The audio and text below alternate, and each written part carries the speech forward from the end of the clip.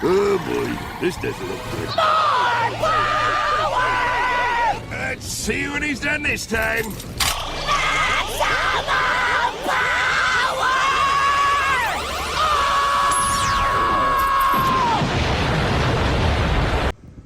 Okay guys, so I'm doing the CPI kit.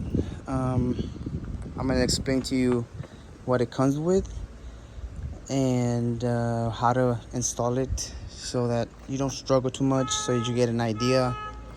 I'm not an expert at explaining things, but I'm just hoping you guys get an idea and don't get too lost on how things go. So first you have the T adapter, right? You got your nozzle and your wrench. You have an extra hose with the kit, and then you have a cable that goes, this cable goes to the remote, to the nozzle, okay? But once I make it all look pretty, I'll make sure I'll come back to it. And then you have your remote, right? You have to also purchase the remote. I'll put the prices and everything in the description. So remote, right? And then you got 2 of them that go to the JB4. I'll be putting that in as well. And then you got your ground and your power.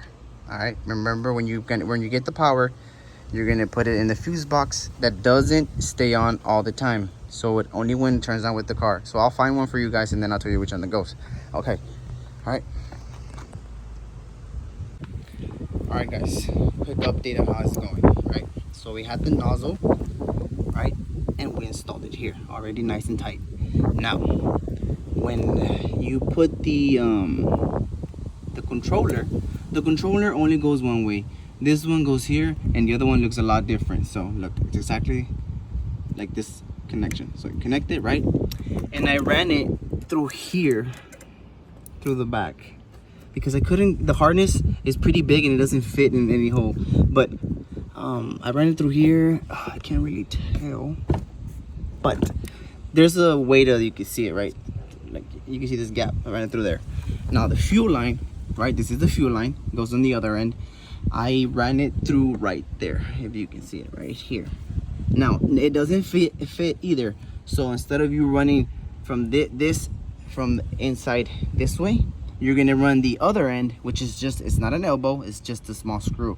So you're gonna push it in through here, right? If we can get it to focus, right there. Run it in through there, and then just hide it behind here and run it back and put it here. That's it, right? That's that. Now I did hide it through under here. I hid it here and then it goes here. You can put it however you guys want. I'm gonna like try to mess with it, see if I can maybe run it through the top or something, but as long as it gets to here, right? All right, now let's continue with that. Here's the controller, right? This is how the other end looks. Yeah, it's different. It has a little clip here that holds it in place. That goes to the controller. All right, we'll get to that in a bit. Okay, now I noticed that the T-top has 2 pieces, right? Okay, you see that? Give me a second. So you have to unscrew this one. It's pretty tight in there, but if you can see that right here, you have to undo this one to take this off, because this goes on top of this, the sensor, to hold it tight, and then you put this one here and screw it in with this one.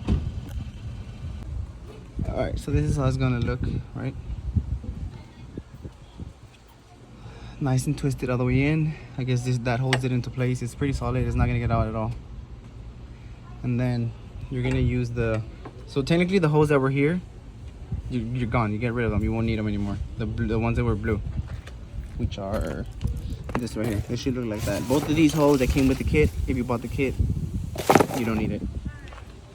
You're gonna use the solid black, goes on the sensor, and the red one goes right there, right here. And then your fuel line, which I have covered right here, goes right here, right? So the fuel goes in here, the extra gets pushed out through here. Does that make sense? Let's make that look pretty. But this is how it's supposed to look.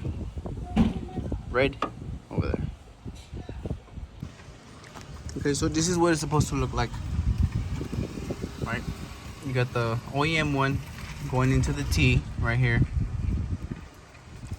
T goes into the sensor, and then the other one, the other hose that came with the kit, which is solid black on this end and red on this end, because if you try to fit them the other way around, they don't fit and you're gonna break the sealing inside.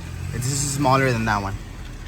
Okay, just so you know, black and red. All right, red goes there, runs to one end of the sensor, just like that, and the T goes screwed in with this to the other side of the sensor. Now, the whole extra fuel hose goes from here to the nozzle, and you see that here. Make sure it clicks, and I mean, here's the best way I think to put it, because you're not bending this hose too much. None of these bend too much, so it doesn't seem like it's gonna fall off. But this is how it should look for now. Alright, quick update. Okay, so I got the remote connected to the JB4, right? I'll be putting the pictures, I'll be putting a picture of what goes where. But basically you're gonna have to open your JB4 again and then insert the blue one, the orange, and I know the white one was for the flex fuel sensor, which I hadn't put, but I already put it. I know I'll be putting in the exact numbers on the screen so that you guys can go ahead and take a look yourself and then put that. But this is basically how it goes. Alright, you just fit into the little hole right there so water doesn't go in, and then just punch them in. Alright, let me close the JB4 up and then I'll continue with this. Alright, so here you got your finished product. Everything's already wired. I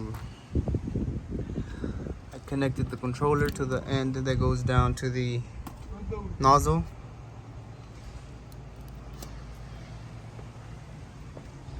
And then orange, blue, you already know what that goes. The white one is the fuelet sensor. That's your control. I'm using my own fuse box for this for constant power, but I eventually connect it to the fuse box so it turns off whenever I turn off the car. I just couldn't find an extra fuse. Alright, so in order for you to know if you have power to the extra nozzle, you should hear a noise.